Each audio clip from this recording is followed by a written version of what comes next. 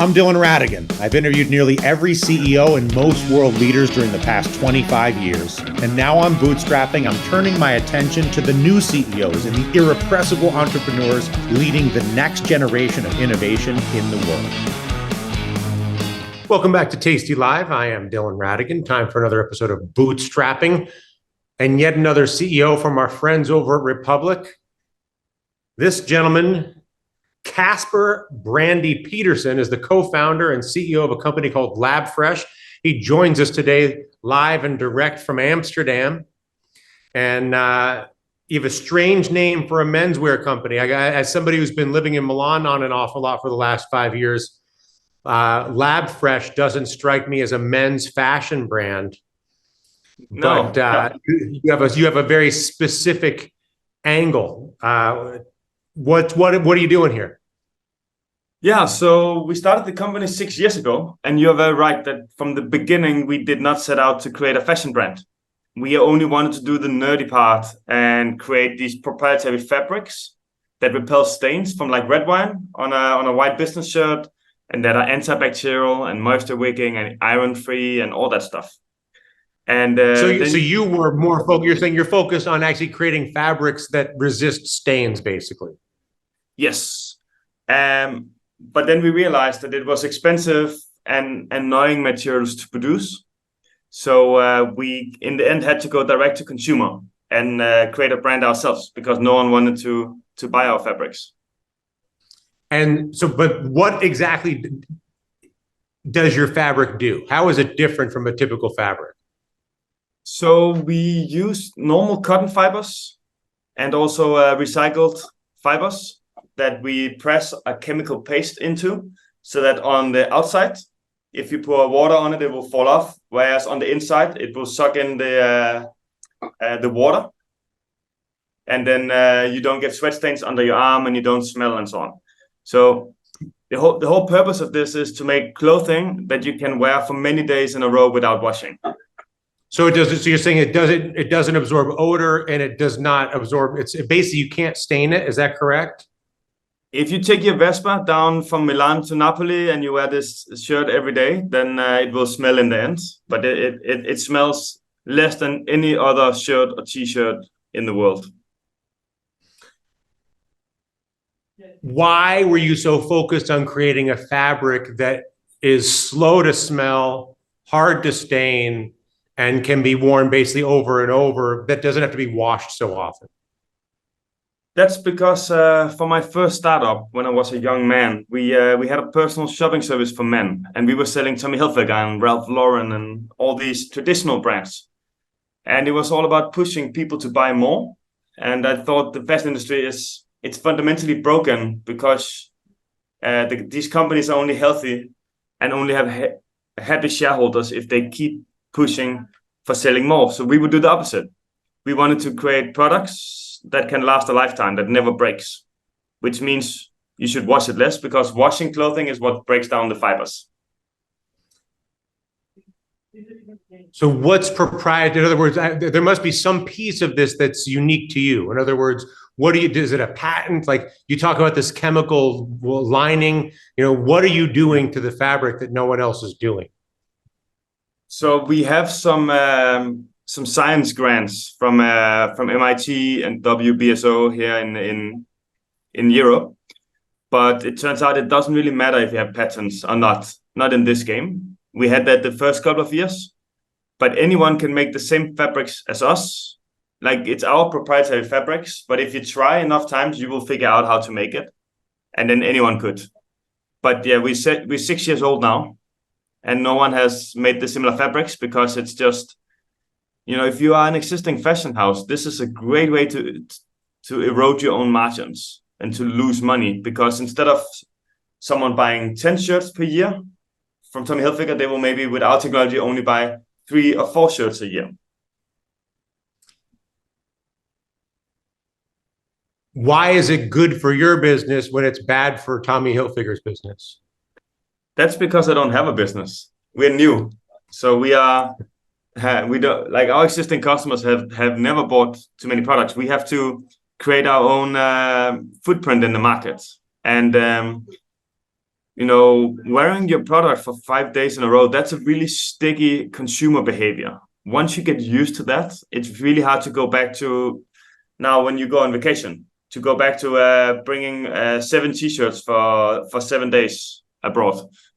I will just bring two, and I will bring a backpack, whereas my friends will have a big suitcase. And the reason, obviously, for you why it makes sense is because every customer is a new customer, every sale is a new sale. You're not eroding anything. You're by definition growing. I'm assuming that your initial product is things like the T-shirt you're wearing more than a Valentino suit or something like this. Well, we specialize in the fabrics that touches your body, that gets a lot of sweat in them. So the first product we made was a white business shirt. And we had this clip that went viral in the whole world with the red wine that's pouring down the fabric. We made a Kickstarter project back then in 2017. And it was just crazy. It was me and my co-founder, who is also my wife. We stayed in our apartment. And then we get orders the first month from 42 countries. Wow. And it's just exploding, and we're not spending any money on paid marketing or something like that. And then after that, we had to start making it into a real business. And we have by now. And so what is the definition of a real business? A real business is that we had to get a big warehouse. We have 103,000 customers now in 82 countries. And we had to get a real team. There's 27 people helping us now. And we had to act more like adults, because in the beginning it was just a lot of fun to go to the factories in Portugal and sleep in a van and chill, whereas now we have to be in an office most of the time. Are you doing like a spring, summer, winter, fall? I mean, are you behaving like a fashion house in the sense that you have a seasonal release of fashion? We do have seasonal colors and lighter fabrics in the summer and so on, but we are very adamant about not being a fashion brand. It's also, if you are fundraising and you use the word fashion, a lot of investors will just stay away, because fashion implies that you have to hit some trends in order to be successful. So this is a seasonal t-shirt because it's a light green color. We only sell that in the summer. In the winter, it's a dark green. But yeah, that's about as far as we go. And so you present yourself to investors, and I know you're raising now money on Republic as a technology company, not as a fashion company. Is that correct? Yes, but the funding round is already closed because we have a lot of customers, and we don't raise anything from real investors. No VCs, nothing. It's we just had 820 customers who put in the $1.5 million that we needed. And I think that happened in 18 days. And then we stop it again. So your customers love you and believe in you. They definitely believe in us, yeah, because this is our 7th crowdfunding campaign. This is the first time we do crowdfunding where we sell shares. So we sold 10% of the business now to our customers. But we did loans. Like when we opened this store in Amsterdam, or in Copenhagen, then we ask our customers in Denmark or in the Netherlands, hey, would you like to help us finance this store? Then for a store like this, they borrow us 400,000 euro, and they get 4% interest rate per year, and we pay them back over 4 years. So that means we don't even have a bank loan yet, even though we are 6 years old. And how many of those investors are repeat investors, have participated in either more than one loan or more than one round? By now, it's around 1,200 people who have borrowed us money or bought shares. I don't know how many of them have been part of more than one campaign, but 97% in the last survey said that they are happy about the investment. And what is your intended use of money for this 10% interest in the company that you just sold? Yeah, so I think the biggest difference between us and a lot of direct-to-consumer businesses in the US is that we are profitable and not growing too fast. We grew 44% last year, and in that general we buy 50% more inventory, which means that every season we can only grow 50% maximum, because then we run out of products. But we have a strong indication that we could sell more. So we mainly raise money so that we can buy more raw materials. And then we can say now we're going to grow 100% per year instead of 50. And we did that, by the way, in the beginning of the year. We grew 97% from January to May. And then we ran out of products. And that has been the story since we started. So now we are finally confident that, yeah, let's try to buy some more inventory. And it sounds like a lot of your sales, you have the two stores, one in Copenhagen and one in Amsterdam. Is that where the majority of your sales are? I know you've mentioned, 40 or 80 countries. So it sounds like you get them from everywhere, but where is the bulk of your sales? And is the bulk of your sales to men? Yeah, we only do men for some reasons that just makes my life a lot easier. And then 78% is online. So we have these two stores and are opening a third one now in Den Haag. It's a city full of lawyers, and our main product is the white shirt. So it makes sense that we open up there. And the online part will always be strongest, but the stores are actually starting to be profit drivers. Our stores are more profitable than our e-commerce business. And how much is your white shirt? They cost 99 euros. And how would you compare its fashion of its appearance to a traditional lawyer shirt? How does it look? Yeah, so we have a classic design and a casual design, basically, and they come in all sorts of fits and lengths. So the design it's just minimalistic. We don't have a lot of patterns like what you're wearing now. That's a bit too fancy for us because we want to create fabrics or shirts. White and blue shirts are 90% of the sales. And those are the products you don't get tired of wearing. That you can wear a white shirt to the office 5 days in a row, and no one will notice that it's the same product. But if I wear this T-shirt 5 days in a row, then maybe people will notice. And you're saying that if I wore a white Lab Fresh shirt, if it was this is a pure white shirt, I could wear that same shirt for 5 days in a row. In average, our customers wear the shirts for 3.5 days in between washes. I do it for 5, but there's also people who only do it for 2. It really depends a lot mainly on the acidity and the amount of sweat that you have. Right. If it's 100 degree, if it's 40 degrees Celsius and it's humid, it's different than if it's 20 degrees. And I understand. So and you said that the reason you are doing men is for your own psychological health and benefit. Can you elaborate on that? Yeah, it's quite simple that men are just easier as a customer. So men are a bit harder to get to try something the first time. But if you treat them well, good customer service, a good quality product, they will be loyal for a very long time. They will stick with their Levi's 501 jeans or their Nokia phone way too long as they're comfortable with it. And they won't shop around. It's like, now you found your shirt brand, and now you don't have to worry about that anymore. You don't feel like looking at your Instagram and trying out 5 other shirt brands. You have one you like, and unless they screw with you, you're just going to stick with it. And so it sounds like the biggest barrier to your growth was resources in order to create a big enough inventory to meet demand. Is that right? Yes. And even with the funding we have now, the production is still very annoying. We are using basically some old printing machines that you'd used before digital printing to print logos on T-shirts and so on. We use that to print a paste into the fabric. And there's only 2 places in Portugal that have it. There's a lot of stuff we could do in Asia, but we keep everything in Portugal, Switzerland, and Italy for other reasons. But it has just been really hard to scale the production in general. It's not easy technology to work with. You're saying because of the actual treatment on the fabric.